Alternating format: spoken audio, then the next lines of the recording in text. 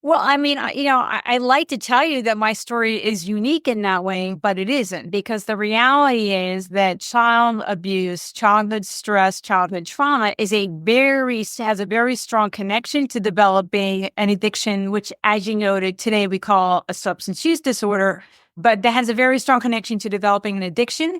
If you see a teenager who has a severe drug problem, almost every time there's going to be a trauma history and or untreated mental health condition. Welcome to Out of the Box with Christine, the podcast for conscious entrepreneurs. Are you willing to step into your greatness? Are you ready to shine? Well, get ready, truth seeker. You're in for an amazing ride. And now, here's the host of the show, Christine Blosdale. Welcome back to Out of the Box with Christine. I am your host, Christine Blosdale. I am a media coach for entrepreneurs who are socially conscious, who want to improve their lives at the same time as improving their business. And today, you're in for a treat. I've been really looking forward to this program, and I feel that it's very important. So welcome aboard. My guest today is Mary Beth O'Connor, and she is the award-winning author of the book From Junkie to Judge: One Woman's Triumph Over Trauma and Addiction. And for Mary Beth, childhood abuse and other traumas led to substance use disorder, which is an addiction. Beginning with alcohol at age 12, she spent several years abusing various drugs, and she found methamphetamine at 16 and started shooting up at 17. Mary Beth struggled with meth until she was 32 years old. By incorporating ideas from multiple sources to build a secular, not a 12-step program, but a secular recovery plan that worked for her, Mary Beth has been sober since 1994. In addition to that, professionally, 6 years into recovery, Mary Beth attended Berkeley Law, where she then worked for a large law firm in Silicon Valley, then litigated class actions for the federal government in 2014, and Mary Beth was then appointed a federal administrative law judge, a position from which she retired in 2020. What a journey, Mary Beth. My goodness. Well, let's start where you would like to start with this. A little bit about your story and at such a young age to find drugs and I'm sure alcohol and the whole thing. Well, I like to tell you that my story is unique in that way, but it isn't because the reality is that child abuse, childhood stress, childhood trauma has a very strong connection to developing an addiction, which, as you noted, today we call a substance use disorder, but that has a very strong connection to developing an addiction.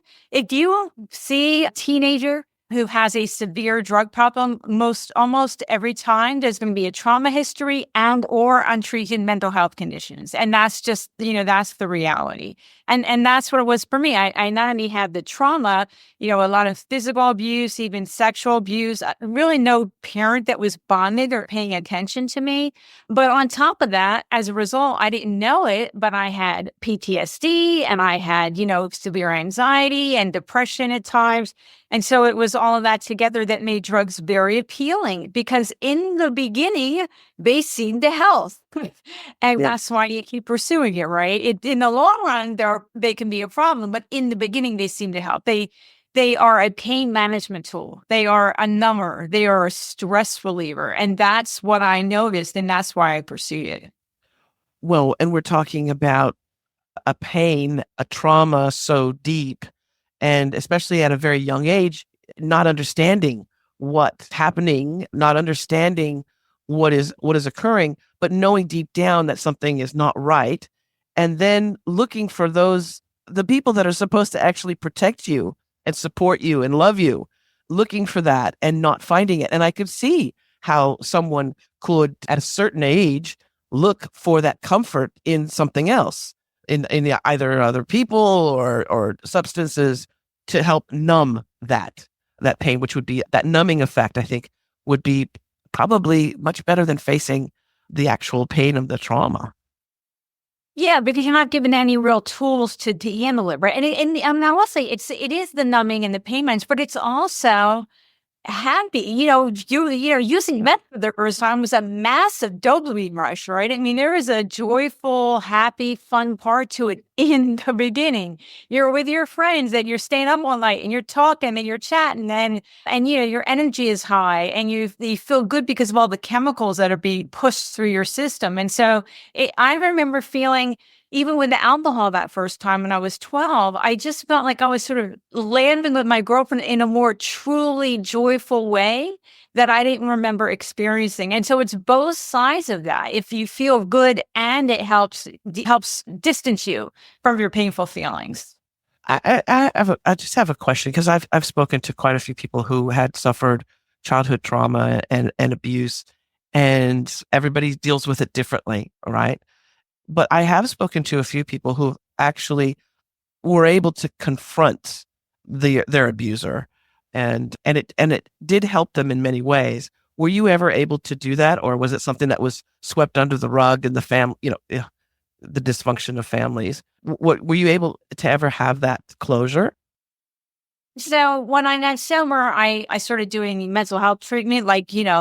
Today, it's really emphasized that when you're starting to recover from your addiction, if you have other mental health conditions, and I will say substance use disorder is a mental health condition, but if you have others, you recommended to deal with them both from the beginning. And so I was in therapy with a trauma specialist for a number of years.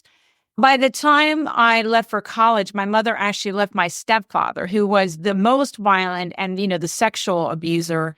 And I didn't have any relationship with him after that. I mean, I wouldn't talk to him. Wasn't interested in resolving something. He was gone. God was good. Right. But I did have to have an ongoing relationship with my mother. And so that was really tricky at times. And it took a lot of work and a lot of practice to be able to get to a relationship with her, which was sort of, in which I didn't feel emotionally triggered. Her behavior would trigger me to behave in the same poor way, yelling and, being dismissive and being verbally aggressive. And I was got sober, I started to see that behavior and realized I don't want to act like that, right? And I can't change her. She really wasn't going to change. And my relationship with my mother wasn't challenging post recovery because of what she did in childhood. It was because she kept doing it. And Right. As I was an adult. And so I had to figure out a way to just emotionally disconnect from her so that I wasn't triggered. I wasn't behaving badly. And that took a lot of practice and a lot of years. But eventually I was really able to get to the point that no matter what she said, I actually didn't care. I didn't have an emotional reaction. And to me, that was the best case scenario possible, given who she was. And that was how I handled it. Wow. And question, what with the stepfather that was physically abusive and sexually abusive and all of that, was he also abusive to your mom? He was very physically abusive to my mother. And I really think we underappreciate the trauma of witnessing one parent beat another parent, right? Even if he had never attacked me, that is a very traumatic experience. But it also taught me that, so for example, the police came to our house a couple times. A couple times the neighbors called the police because it was so bad. Oh, most of the time they did nothing to him. They told him to go away and cool off, or, they took him in separate corners. Once when he almost killed her, they arrested him, but that was really late. And so I also got the message that, the authorities aren't going to be there to help you, right? I see that they're not helping my mother. So that taught me that they're not going to help me either. And that's part of the not reaching out for help dynamic that can happen. And that's extremely traumatizing, because then there's nowhere to go. Right. And not only that, you know, too, that if you try and it doesn't succeed, now you're living with him and he's even more mad, right? And so there's a risk to disclosure. And if you don't believe that the disclosure is going to have any positive result, why would you take that chance? And so that's part of what can happen within the family units. There is such an epidemic of this. It's gone on for generations and generations. We know about it a little bit more now because of social media too, and people being brave enough to tell their story. But my goodness, what is going on with human beings that they feel the need to take out their odd fantasies, but also their rage. Because I think there's this internal rage, and I know that there's women that abuse their children as well, but it's a predominantly, mostly male thing. But what have you even explored what that is? That deep-seated, I don't know, dysfunction that has gone on for so many generations. I mean, sometimes it is that the abuser was abused, right? I mean, that could Right. be part of a pattern. And so that's why in regard to this question, but also when people ask me what's the number one thing we can do to reduce the addiction rate in America, and America has one of the highest addiction rates in the world. Right. And for both of those, I would say mental health treatment for children would reduce the rate of them later becoming an abuser themselves, and with the rate of them developing an addiction later. And so I think the early intervention in childhood would be where we would focus, but we do not have a robust mental health treatment for, especially if you don't have insurance. But even if you do, it can be difficult to get, proper help. But also, if the child's living with their abusers are not motivated to get them the help they need. That kind of intervention is going to have to come from outside. And although it's better today, I think, there's more understanding, like say with the police, that domestic violence is a crime, that's actual assault and those kind of things. It's still not where it needs to be. And schools, I think, sometimes hesitate, but also a lot of schools, they don't have access. A lot of schools have budget issues and they don't have an in-house list or other things, right? But if we were to do one thing to reduce both the generational, abuse patterns and the addiction rates, I think it would be, robust mental health treatment for children. And also having the services that are available for children, making sure that they actually do help children, they don't harm them further. 'Cause that's the other thing. I've heard horror stories about child protective services and foster kids and just getting keep continually being abused, which is again, hoping that they'd be saved from a situation and then jumping from the frying pan into the fire, so to speak. Yes, that definitely is a risk with like child protective services. But I will say one thing that's going on in the substance use disorder community is that women are having their children taken away when they test positive for any drug at the time of childbirth. And this is happening even when the drug is prescribed by their doctor and they were told to keep taking it. So, for example, there's a medication that for opioid use disorder. It's methadone and buprenorphine. And that medication is prescribed by one doctor or another, depending on the drug.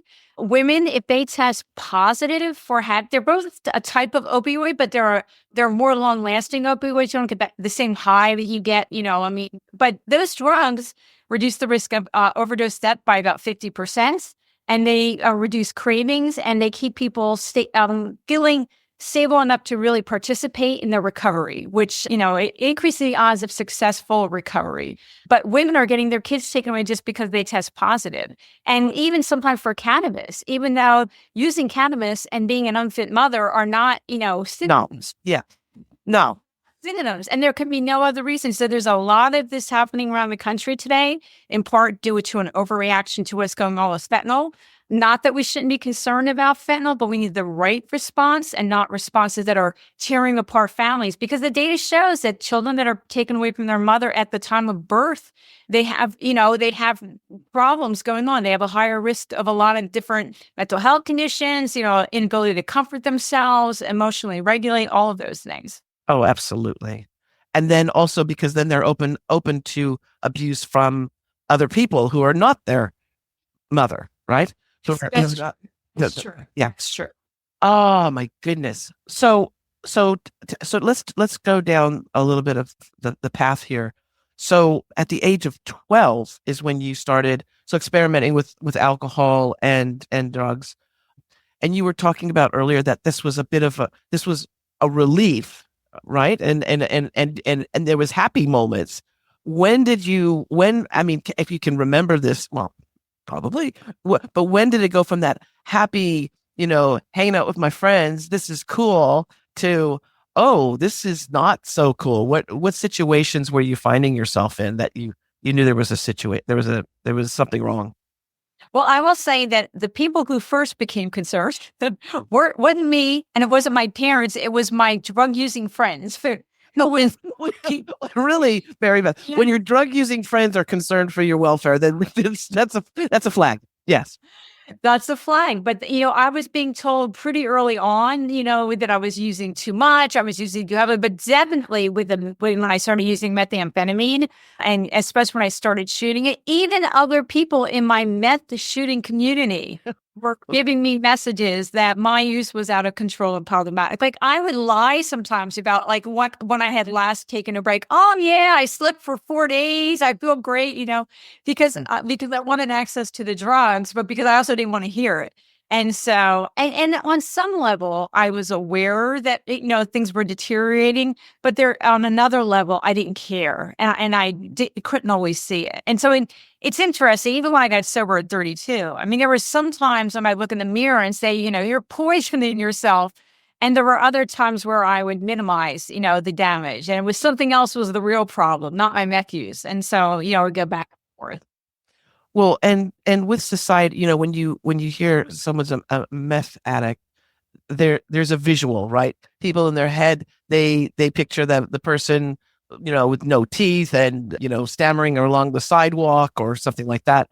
But, did you find yourself in a situation where your health was so rapidly declining that you were fitting that stereotype?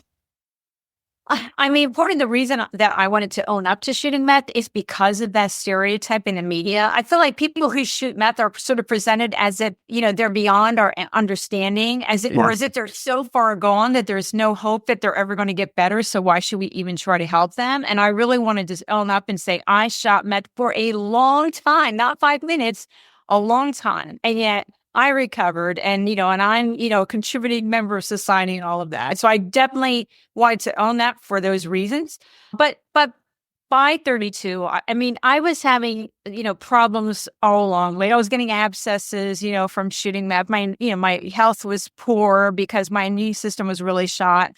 But by 32, I was really starting to see a lot of the physical ramifications of shooting. And there was one of several factors that caused me to finally go to rehab.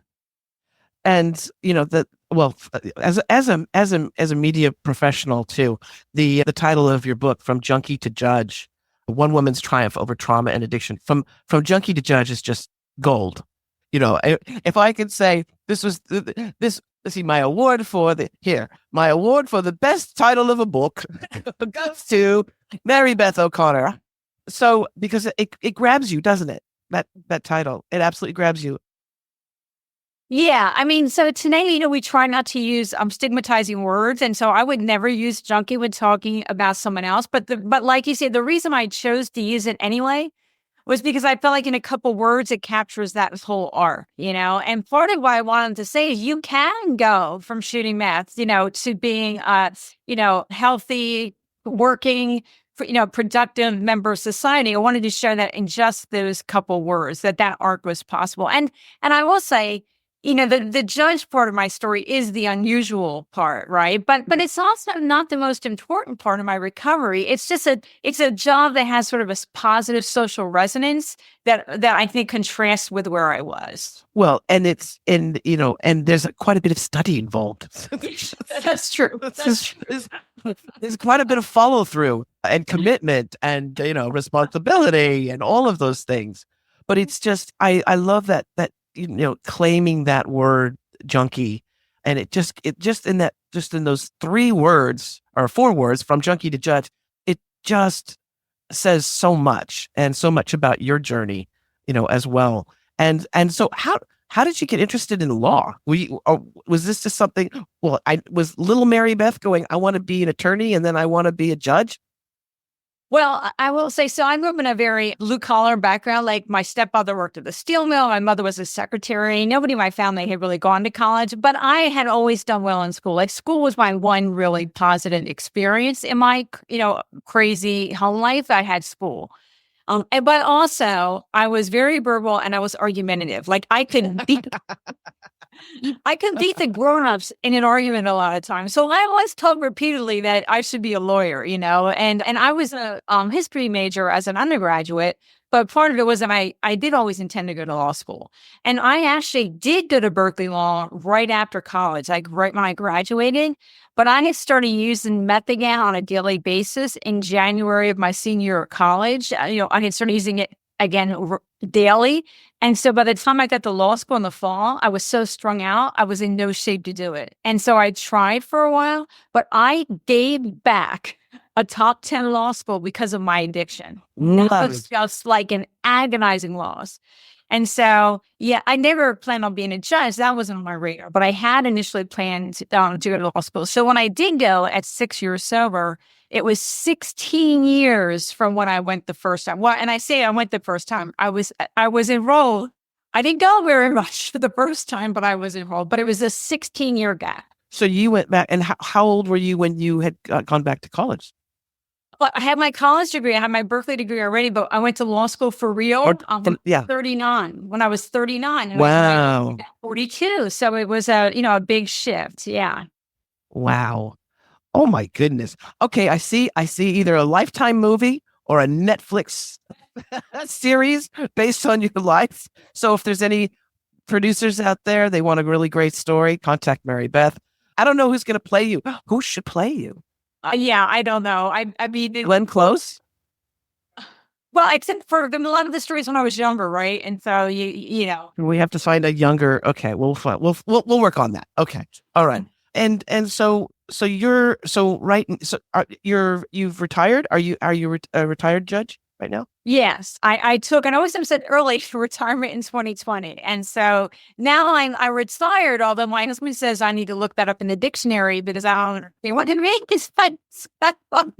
So I am busy. I'm on the board for Lifeline Secular Recovery. I'm on the board for She Recovers Foundation, which isn't just substance recovery, but it's also mental health recovery, trauma recovery, everything else too.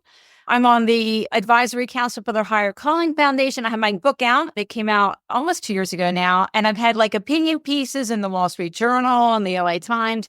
All those are on my website, by the way, junkietojudge.com. But also I do a lot of speaking. So I actually created a training for lawyers and judges about substance use and, recovery. Great. They have continuing legal ed requirements. I created a training. In fact, I'm doing it on Friday again. And I have several workshops that I do for different conferences or different audiences. And then I do like keynotes at fundraisers for organizations I support and things like, and I do some television, radio, and podcasts. So you are not retired. Well, I will say I know it is still like in that part-time box, although it's a challenge because it's hard to turn down, good opportunities. But I do try hard to keep it part-time. But it's nice to be, because I'm retired, I can talk openly in a new way. You're right. New way, right? And so it was really an opportunity for me to think, okay, now that I can say anything, I can say my whole story. I don't have to have, boxes around what I say publicly. How can I use that? Like, what's the benefit of that right now? And so I decided to sort of work on creating this role for myself in my retirement. You know what? I hadn't even thought of that. And that has to be so liberating and so freeing for you. And then you can reach more people that way, who can relate to your story as well. And so right now with the work that you're doing too, the trainings, this is for attorneys and judges on recovery and on substance abuse. So would this be to also like for an attorney, for their relationship with their client to understand a bit about the dynamics and the possibility or most likeliness of childhood trauma? I mean, it definitely can be helpful with clients, but lawyers have double the addiction rate for every substance of the general population. And so part of what I go through in the training is I go through reasons why that is. But then I also go through like the ethics rules that can be impacted if they have a drug problem or an alcohol problem. And by the way, whenever I say drugs, I always mean including alcohol. I mean, yes, it's still the number one abused drug is still actually the number one killer, even over opioids. And so alcohol is definitely problematic as well. But lawyers have a very high substance use disorder rate compared to the general population. Wow. Yeah. Oh no. And I understand about alcohol. Alcohol has been an issue in my childhood as well. And I think just recently I was talking with my brother. We were recalling a Christmas, 1968 event with the family, and how alcohol just turned people into, loving family members into complete, I don't even know what they were, but they do call it spirits for a reason, I think, because it opens people up to some weird, wacky stuff. Mary Beth, it's just been such a pleasure to be with you. And I'm going to make sure that we have a link to your website, of course, junkie2judge.com. I encourage everybody to go there and to connect with Mary Beth too, if you'd like to. And especially if you are interested in getting her book, well, I'll put a link in there as well. It's available on all the major Amazon, Barnes & Noble, all those great places. But I'll put a link in the show notes as well for that. And you are welcome back on the show anytime, Mary Beth. I'm just blown away by your courage, by your strength, and your energy. Yeah, to keep just doing this, and really giving people hope that it's not just a sad story and they're not throwaway people. That there's actually some hope for people. So thank you so much for being on the show. Well, thank you for having me. I've enjoyed the conversation. Awesome. And I want to thank you, wonderful listeners who have tuned in through Apple Podcasts or Spotify. And for those of you who want to see my wonderful guest, hop on over to YouTube.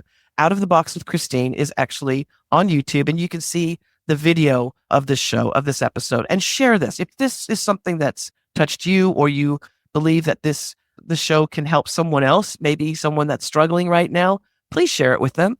Don't be stingy. Make sure you share this. And I always say at the end of every show, remember to think outside that damn box. Bye for now.